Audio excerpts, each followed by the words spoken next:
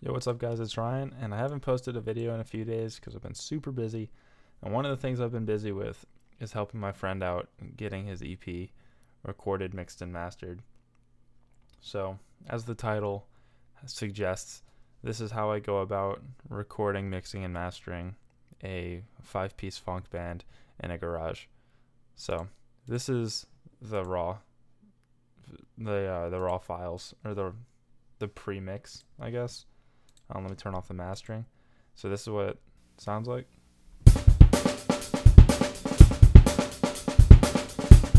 I'll just jump around.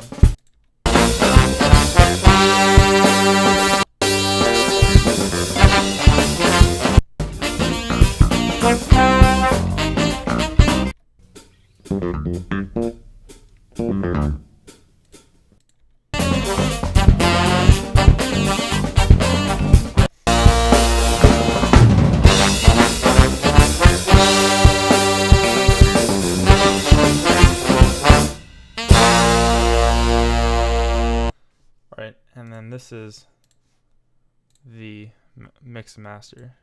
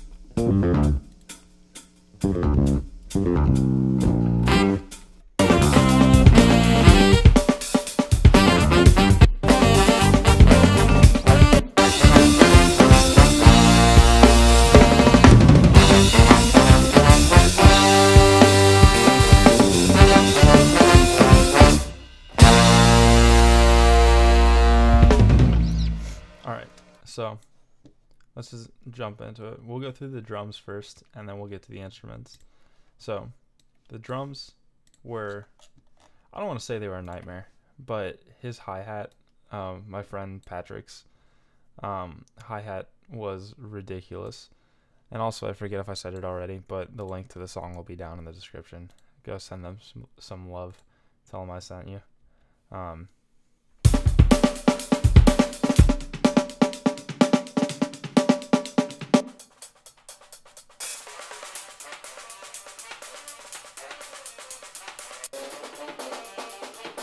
Like there was so much hi-hat bleed over the entire kick, or the entire kit, and it was a little bit of a nightmare if we're just gonna be real about it. But everything ended up pretty alright. For a garage recording, it was fantastic. So for the kick, let's just go from the top down.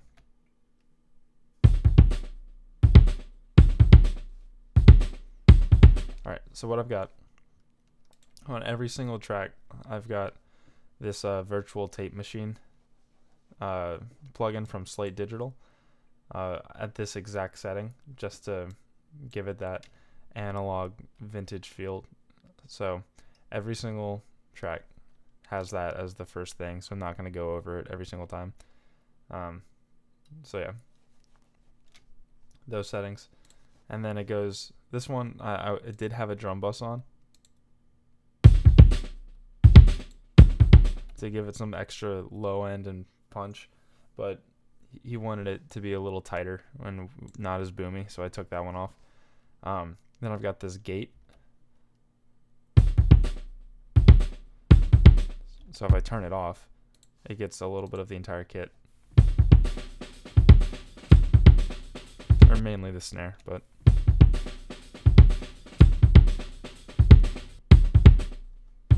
so that just helped clean the recording up. As you can see, it's a very small WAV file, so I boosted it by about 12 dB. Then I have this decapitator.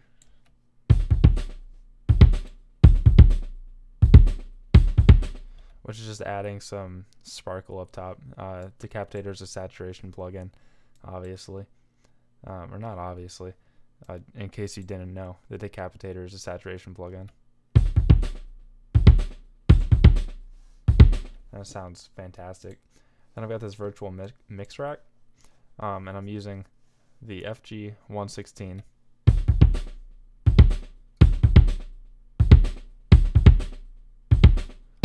as a compressor, and it's living at right about 1 dB of gain reduction.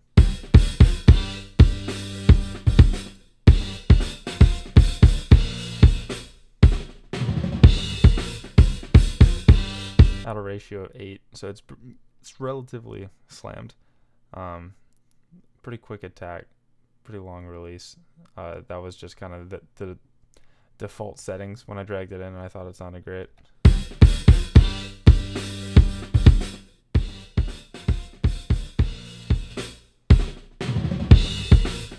And then I've got this EQ boosting some low end, and then also boosting some high end and some high mids, and then kind of carving out a little bit of the mids. Then I've got this fab filter EQ.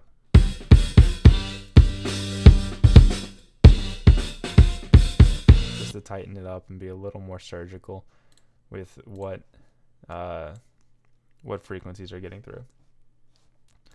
Alright, and then next is the snare drum.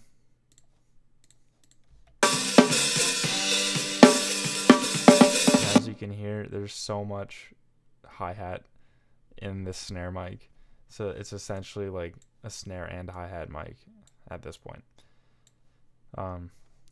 So yeah, that was something we had to deal with a lot, and it's also why there's a ton of hat in mono, because it's everywhere instead of just like off to the side where it should be. Virtual tape machine. Then I've got the Decapitator, because I'm pretty sure this was built for snares.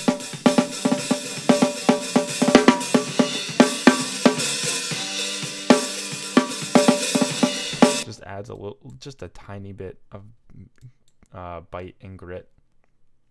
As you can see, it's only at about 2.5. And I also dipped the tone down just a little bit. So there's that. There's the drum bus.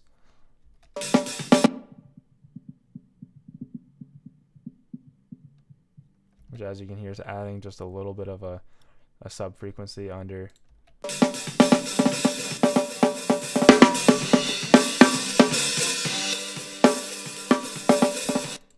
It's also just kind of pushing it a little bit harder. The crunch is at 18%, so it's just very slight. Fab Filter Pro Q.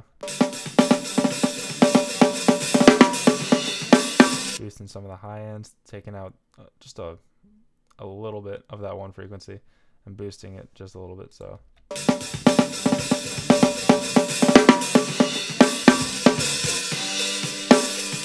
yeah, it was mainly to boost the high frequencies. Then there's a virtual mix rack. This compressor living at about 1 to 3 GR.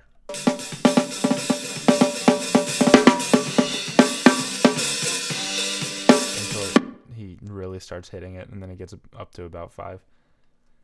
Then there's this EQ right here with what am I trying to say? A boost in the high frequencies, and it looks like that's about it. So if we take this out,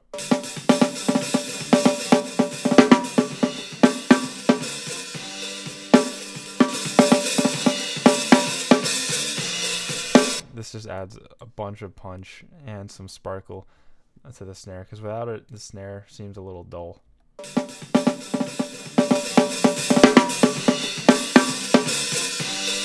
Needed some help up in the high ends. Then I had this limiter. I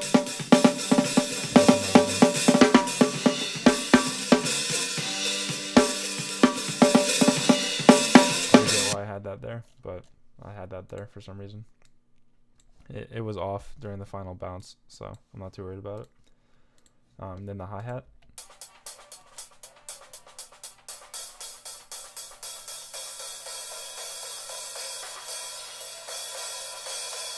which is one of the cleanest recordings out of all of the mics. So we have a virtual mix rack, compressing the crap out of it, because you can see right here during these chorus parts it gets absolutely massive, and everywhere else it's kind of pretty quiet. So we just have this compressor right here, then we have this EQ.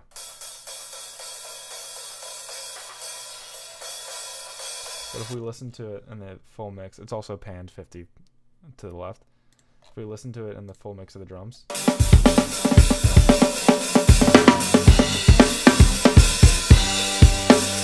if we mute the hi-hat channel, it doesn't do very much.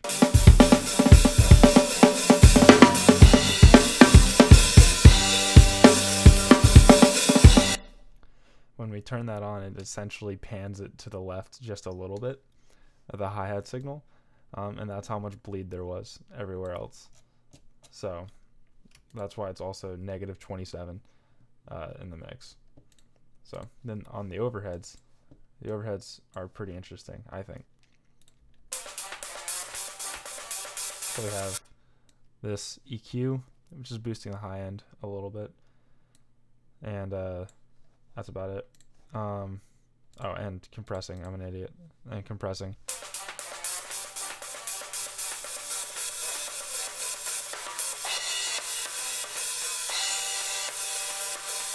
Moving between 2 to 5 gain reduction with these settings. Feel free to observe. And then this is a trick I got from, who was it? I think it was Taylor Larson. He posted it on his Instagram or something. I forget exactly. But I found from some producers their overhead signal. Overheads are mainly meant for cymbals. So if you sidechain the snare signal and the hi-hat signal, it leaves room. Or the hi-hat signal was mainly because it was so crazy in this particular track, but the snare signal, if you sidechain it so when the snare hits, it ducks a little bit. A, it lets the snare cut way more, and B, you also don't get the snare signal through the overhead mics coming in and kind of ruining the mix a little bit.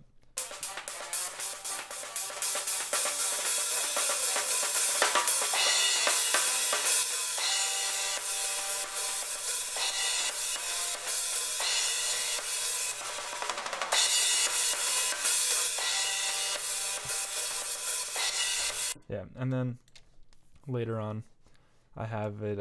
So how we did this was we recorded the bass, or we recorded it as a group, and then we took the bass and the drum take, from that group recording, because the drums were mic'd and then the bass was DI.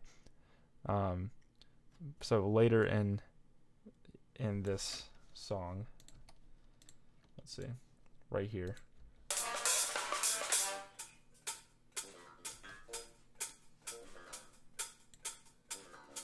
The bass is coming through the overheads, and it's giving it like an airy feel on a super technical part. And that needed to be as tight as possible, so I made a bass side chain that when the bass comes in on that crazy part, everything would get ducked, and it would kind of take care of the problem, and it's only on for just a little bit.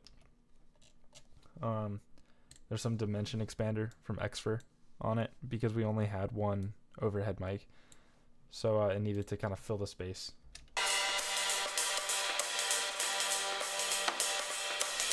And it's on just very, very, very slightly. As you can see, it's only like, I guess that'd be 40% maybe wet. So then there's fat filter. There's a lot of mess in the bottom because we were recording in a garage. And I just didn't need any of that.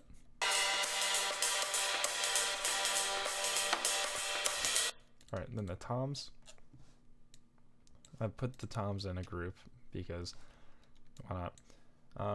So I panned the toms one slightly to the left and one more heavily to the right, because that's how he had it set up on his kit, and I wanted it to mimic the kit as close as possible. So as you can see, the toms aren't used a ton, so because of that, on each signal I have a gate, so only when the toms play you can hear them. Because if I took these off, that's just a lot of extra noise to deal with. So I put the gates on both of them. Yeah, it's the same gate. So now only when they play, and then just slightly after, which works perfectly for me. There's a virtual mix rack, which has this FG116 compressor, and I like this one because it preserves low end really well. Ratio of 4, so it's like semi hard. Living around 3 GR, and the mix is at about 61. And then I'm using this EQ Air to boost the high end a little bit because it was kind of dull. And it had plenty of low end, so I just boosted the highs a little bit with that. Then this trimmer, it's kind of like the utility. I just turned it down a little bit because without it, kind of overbearing. And I've got this EQ, kind of taking out the fundamental just a little bit because he hit the drums really hard. And for the mix, I didn't need them as boomy as it got recorded. Then there's this room mic.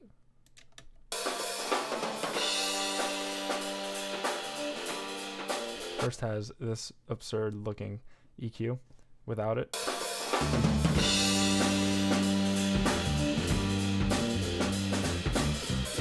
And I didn't want the bass in the room mic, obviously. So I had to high pass it like this and get the bass out. You can't even hear it, like all of that, like those ghost frequencies right there. All of that is the bass and the kick drum, essentially. And then just tweaking these over time until I found like that this is what I wanted. Alright, then there's the virtual mix rack, which I'm just using to compress this sort of setting. This FG 401 is probably my favorite, just with how it sounds and how it feels.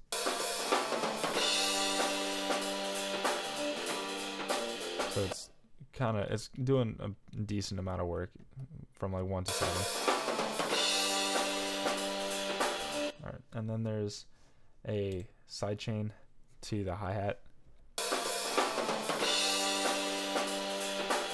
So whenever the hats aren't going like crazy, it can breathe a little bit more and it can be brought up, because without it, you go like a crazy part.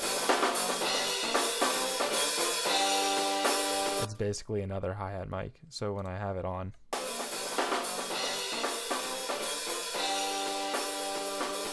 it kind of gets brought back in the mix a little bit.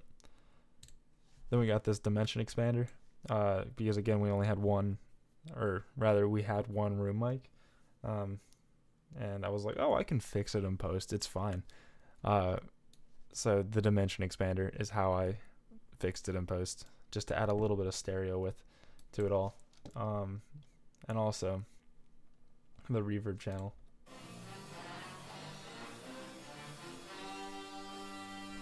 It just gives it a bit more of a sense of space. It's way more background than not, I guess. So, on the reverb channel, just so we know, is the FabFilter Pro R with those settings, and I have it specifically set. The stereo width is cranked a little bit to the right so that it does give it some space and feel. So, and then on the entire drums bus,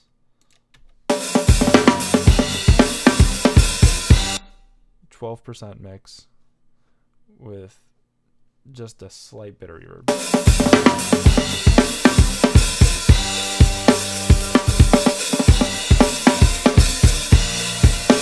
You can barely even tell in the full mix.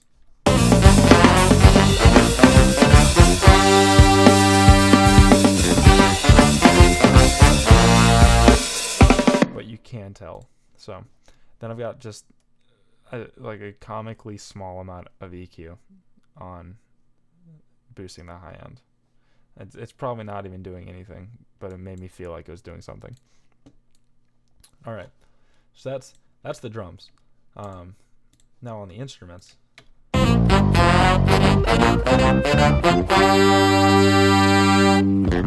So how I recorded all of these is there's the one bass take, there's the one guitar take, and then I double tracked both the saxophone and the trombone because it would help it kind of fill it out. And the guitar is it's kind of a filler instrument a little bit, and it's playing the same thing as the other guys. And guitars, when they're playing like picky things,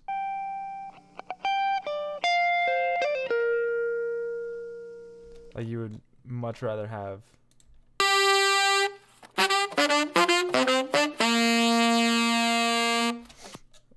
like, that's just how I was running it. Or I had multiple guitar takes, but I ended up only using one to keep the mix relatively clean. So yeah, that's how I set up the recording session, and these were all recorded after the drum and bass take were already taken. Excuse me. So I just like brought them in one by one to play their stuff, and they actually sounded pretty good. It was recorded on a Rode NT1, which is also what I'm using to record my voice with right now. Sounds fantastic.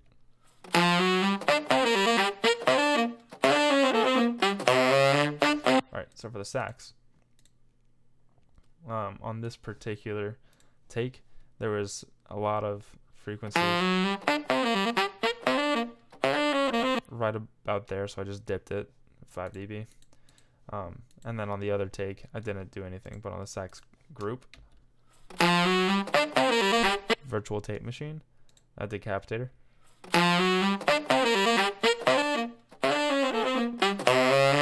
just gives it some push, you know. And this EQ,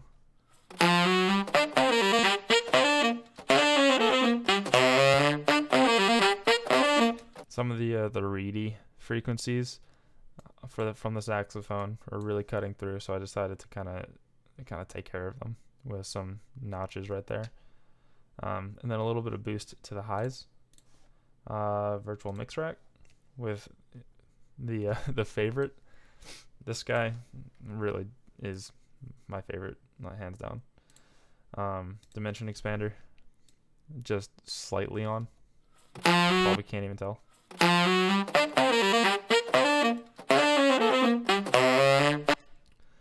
Then I've got a utility that I automate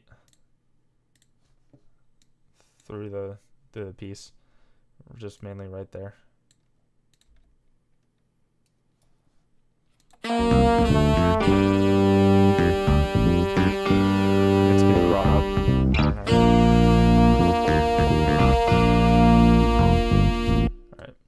Alright. Then onto the bone.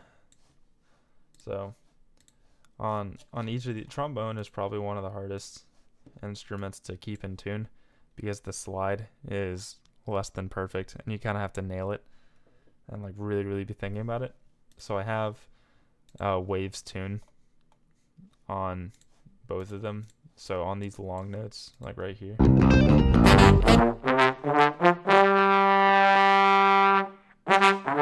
stuff like that, I can get them in tune because long notes on trombone. And this was also after like 4 hours of playing, so I'm surprised he could.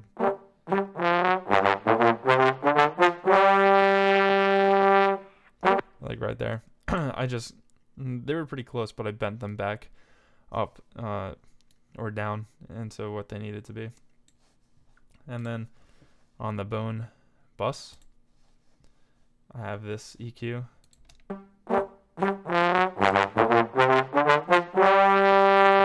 There's just a lot of stuff going on right there, so I just decided to get rid of it. I have this instead of the decapitator. I decided to run with the London preamp.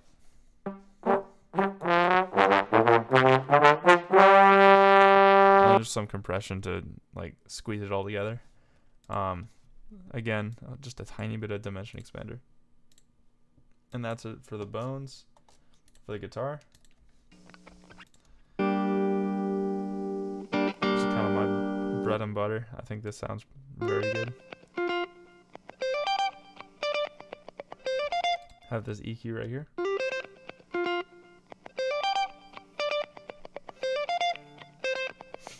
Taking out the super lows and taking out the super highs just to make room for everything else.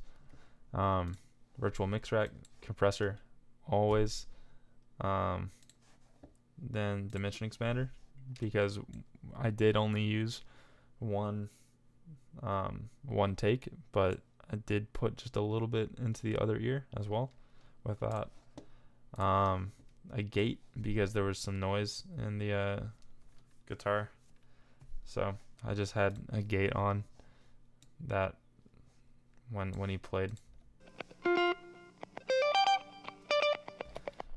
I think it really only gets kicked on when he's silent right here. Yeah. And then a utility where I automate the volume kind of throughout. Also it's getting sent to this guitar delay, which is an Echo Boy, just for some delay.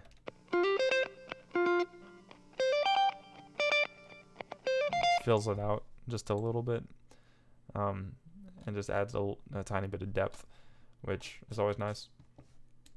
Then the bass, a decapitator, which gets automated on and off right here during his solo.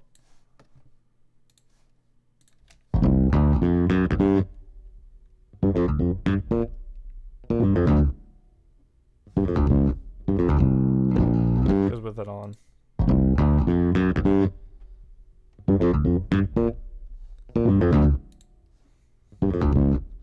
It just had a little bit too much bite when everything else is kind of just like open.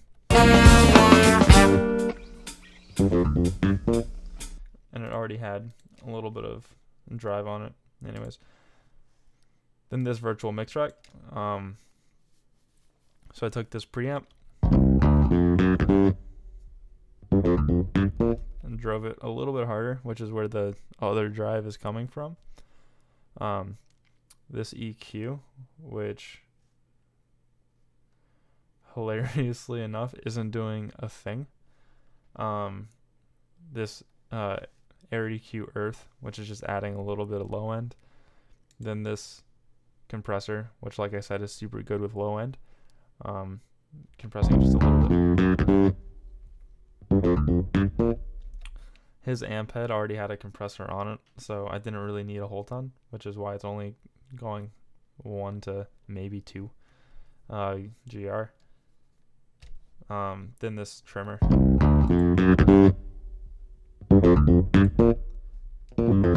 because it just needed to be turned down a little bit after all of that. And why not use fake analog gear to do it instead of just the fader? And that entire group is being sent to the reverb channel a little bit, -31. And there's actually nothing on the entire instrument bus. Okay. Then for the master, which is the last thing, I had this limiter right here. It wasn't anywhere close to peaking. It's like we look without ozone. This is down living around -36. which is super quiet. I just have this limiter on all the time, just in case something crazy happens. So, in Ozone,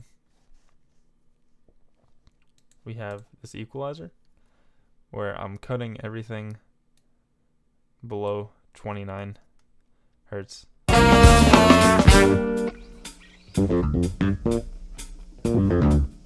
Just because most speakers can't even produce it, and we can't hear it. So, and plus, when you're in a non-optimal recording situation, anything below that is kind of just mud. And then on the side, I have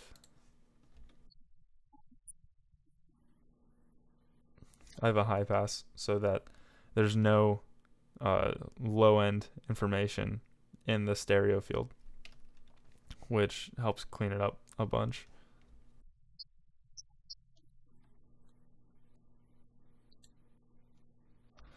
Or typically it does when there's just, especially in like electronic tracks where there's so much low end. This one didn't necessarily need it, but I did it anyways, just to be safe. Then we have this dynamics. I'm gonna get to a louder part.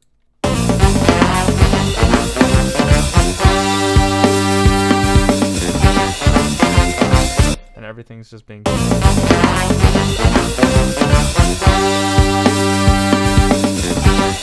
or rather every band has a threshold set so that it gets compressed when it gets way too loud. And it's just super slight, as you can see, the ratio.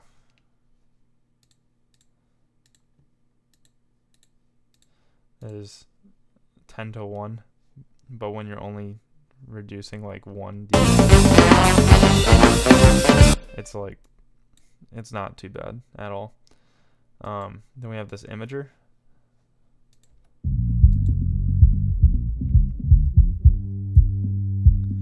Low end is completely mono, just because that keeps it clean. If it's not, it just muddies everything up.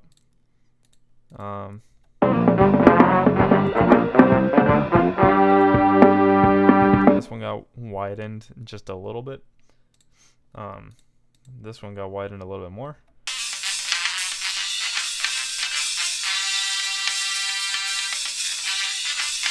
And then this one got widened 79%.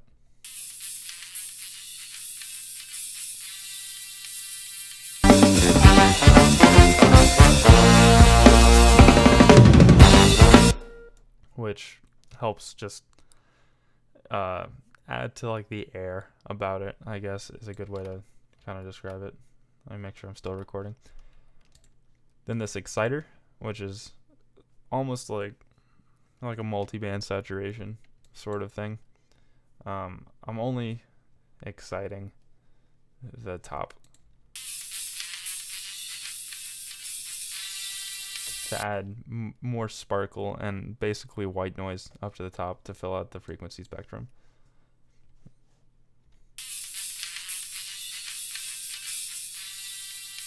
So if we listen to the entire thing without it,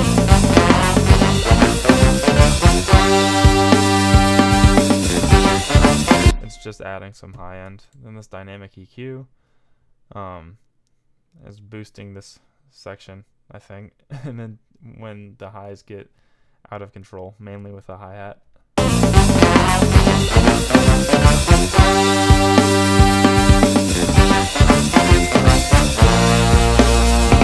it's really doing nothing. I probably set this thinking I was going to go back and do more with it, but I thought it sounded fine without it. So if this didn't even exist, it'd be fine. Then on the maximizer, that's the thing that's giving it all of the volume. So if we turn it off, it's way down there again, and like the negative 38s. And then the maximizer is kind of similar to a limiter. It brings it up to like a real world level.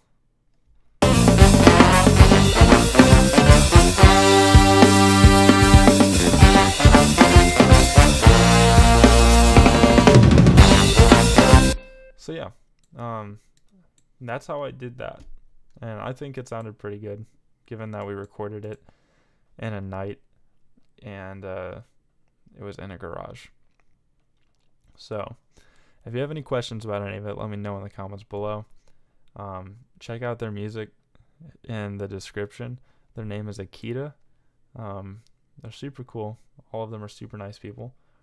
And yeah, I'll see you in the next one, and I'm sure I'll do more videos involving them in the future. If you haven't, like I said, if you have any questions, let me know. Like, comment, subscribe, and I'll see you in the next video. Bye.